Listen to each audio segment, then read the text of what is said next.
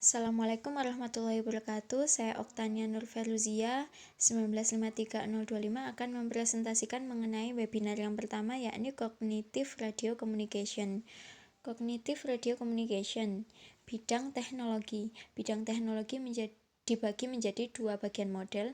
Untuk yang pertama model OSI, yakni aplikasi, presentasi, kursus, transportasi, jaringan, tautan data, dan fisik. Model yang kedua, model TCP atau IP, aplikasi, transportasi, internet, dan jaringan antarmuka. Pemrosesan sinyal digital dibagi menjadi beberapa bagian. Yang pertama, komunikasi, proses gambar, desain antena, proses audio, dan proses video. Jenis saluran komunikasi. Saluran komunikasi dibagi menjadi dua. Yang pertama, grid atau wired atau kabel, yakni pasangan terpilin, kawat koaksial, dan serat optik.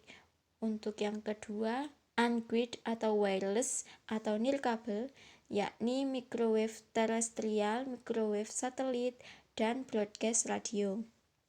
Evolusi nirkabel. Perbedaan antara 1G, 2G, 3G, dan 4G. 1G mengacu pada generasi pertama dari teknologi seluler nirkabel atau standar telekomunikasi analog yang diperkenalkan pada 1980-an. Pada umumnya adalah teknologi analog dan ponsel yang memiliki daya tahan baterai yang terbatas dan berkualitas suara tanpa keamanan yang besar. Kadang-kadang akan mengalami panggilan yang terputus. Kecepatan maksimalnya 2,4 kbps. 2G muncul pada tahun 1990-an yang menggabungkan sinyal digital ke dalam jaringan seluler, merupakan implementasi digital pertama dari komunikasi suara nirkabel, memperkenalkan layanan data seluler yang aman dan mampu mengirimkan pesan teks dan pesan multimedia. 2G menerapkan konsepsi DMA dan GSM. Kecepatan maksimal mencapai 50 kbps, bedanya dengan 1G menggunakan analog sedangkan 2G adalah digital. 3G. Generasi ini diperkenalkan pada tahun 2001 dengan kecepatan maksimal 0,2 Mbps.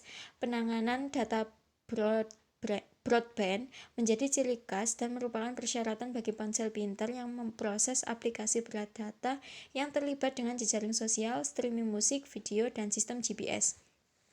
4G memulai meningkatkan data bandwidth sekitar 10 kali lipat dari jaringan 3G, dihadirkan untuk menyediakan jaringan internet dengan kecepatan tinggi, kualitas tinggi, dan kapasitas tinggi kepada pengguna, namun tetap menjaga tingkat keamanan, menurunkan biaya layanan suara dan data, multimedia, dan internet melalui IP. Kecepatan maksimal adalah 100 Mbps atau 1 Gbps. Konsep dasar OFDM. Yang pertama, saluran lebar. Kami mengambil semuanya dalam satu truk, kemudian kirim sampel menggunakan seluruh band. Yang kedua, beberapa saluran lengkung.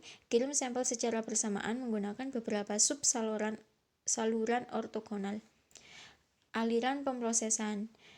Yang pertama, modulasi divisi ortogonal. Data yang berada di ranah frekuensi ditransformasikan ke ranah waktu. Setiap frekuensi adalah gelombang sinus dalam waktu. Semua ditambahkan, kemudian respon frekuensi saluran, kemudian waktu ranah sinyal, dan frekuensi ranah sinyal. Yang kedua, jaringan radio kognitif.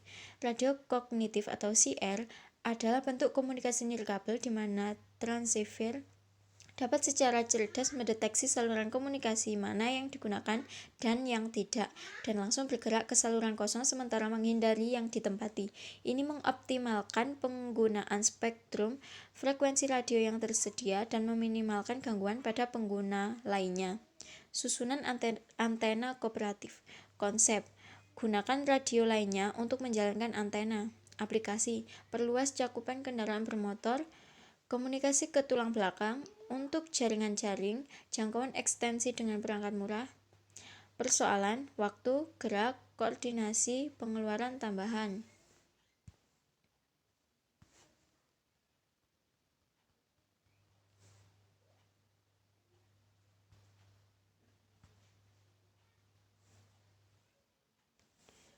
Untuk webinar yang kedua yakni tentang cyber security. Cyber adalah bentuk penggabungan yang berhubungan dengan teknologi, informasi, internet, dan realitas virtual. Keamanan cyber. Istilah keamanan cyber digunakan untuk merujuk pada keamanan yang ditawarkan melalui layanan online untuk melindungi informasi daring Anda. Dengan meningkatkan jumlah orang yang terhubung ke internet, ancaman keamanan yang menyebabkan kerugian besar juga meningkat. Yang perlu dipahami dalam keamanan cyber.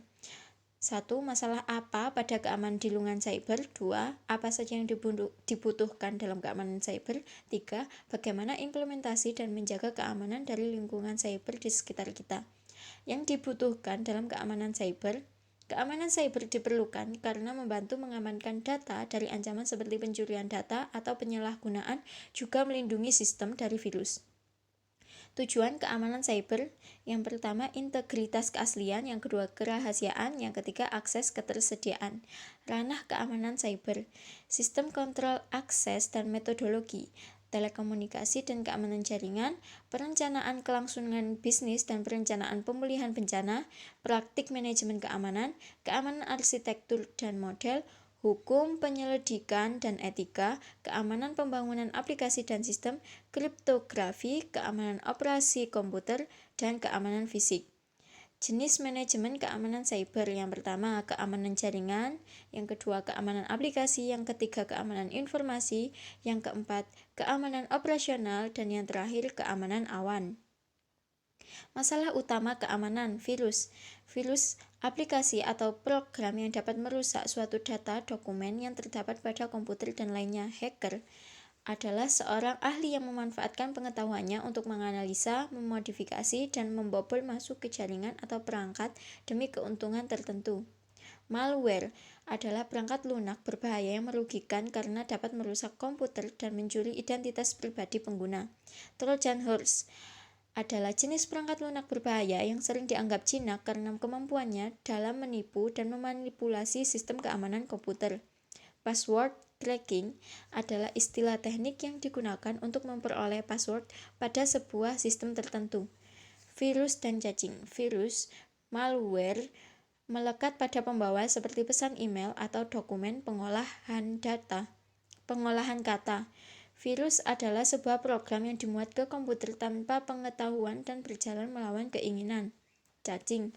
Malware dapat menyebar sendiri tanpa pembawa menggunakan informasi tentang komputer yang terhubung.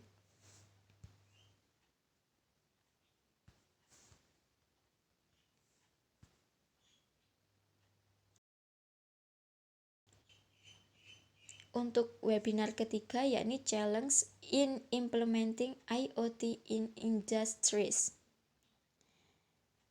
Tantangan dalam implementasi IoT di industri.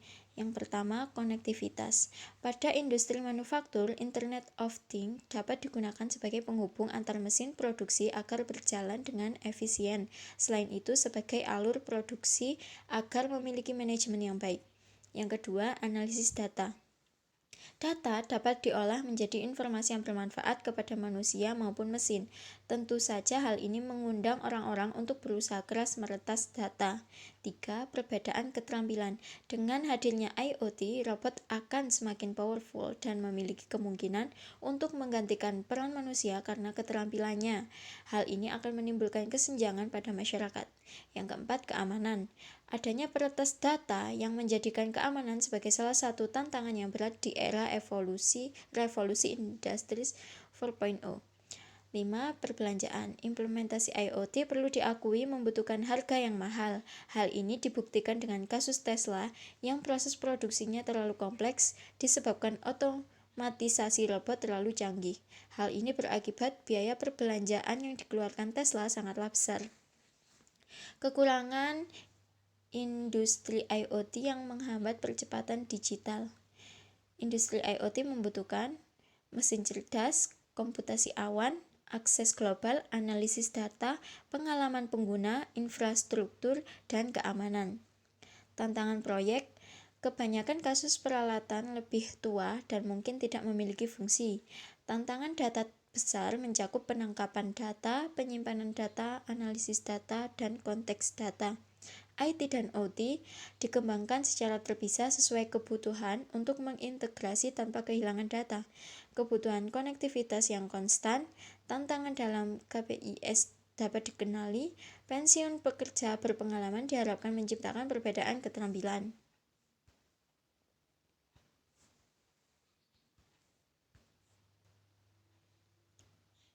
Untuk webinar yang keempat, yaitu Embedded and Real-Time Computing System. Sistem tertanam adalah sistem komputer, kombinasi dari prosesor komputer, memori komputer, dan masukan atau peranti keluaran yang memiliki fungsi khusus dalam sistem mekanis atau elektronik yang lebih besar. Jenis sistem tertanam yang pertama berdasarkan kinerja dan kebutuhan fungsional, ada waktu nyata, berdiri sendiri, jaringan, dan ponsel. Yang kedua berdasarkan kinerja pengendali mikro, ada skala kecil, skala menengah, dan canggih. Sistem komputer real-time, komputerisasi real-time atau RTC, adalah istilah komputer untuk perangkat keras dan sistem perangkat lunak tunduk pada program real-time yang mendesak waktu harus menjamin respon dalam batas waktu yang ditentukan, sering disebut sebagai tenggat waktu. Aplikasi kontrol turun bukit mengurangi potensi rem yang terbuang dengan mengubah tekanan rem untuk roda charge, yang berarti charge kemudian terrem batas traksinya. Pengemudi set turunan disambung dan komputer mengurus sisanya. Semburan mobil dihitung dari kecepatan rata-rata charge pada keempat roda. Sistem real time, ada sistem radar, rudal datang, sistem perintah dan sistem pengambilan keputusan, sistem tembakan senjata.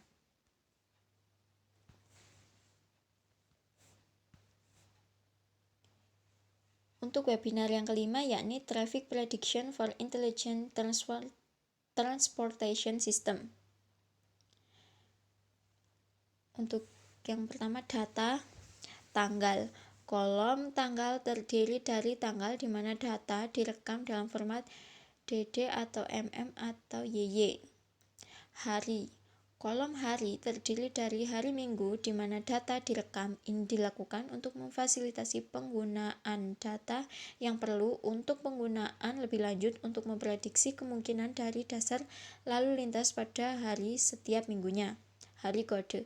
Hari kode memberikan nomor kode untuk setiap hari dalam seminggu. Ini membuat prediksi lalu lintas berdasarkan hari jauh lebih mudah karena tidak terikat untuk menerapkan fungsi string untuk menyampaikan hari yang diberikan untuk kode. Zona. Kolom ini untuk nomor zona dari mana data lalu lintas direkam. Cuaca. Cuaca di kolom ini dikodekan. Hal ini didasarkan pada berbagai standar kondisi cuaca. Lalu lintas bervariasi berdasarkan cuaca zona yang diberikan. Ini termasuk aspek-aspek seperti kelembapan, kabut, jarak pandang, curah hujan, dan lain-lain. Suhu. Kolom ini memiliki catatan suhu untuk zona yang diberikan pada hari tertentu. Suhu memainkan peran utama dalam prediksi lalu lintas. Lalu lintas ini adalah kolom yang digunakan sebagai bahan dasar pelatihan dan juga untuk prediksi. Lalu lintas dalam kolom ini dikodekan dalam 5 tingkat. Sekian presentasi dari saya. Apabila ada kesalahan kata, saya mohon maaf. Wassalamualaikum warahmatullahi wabarakatuh.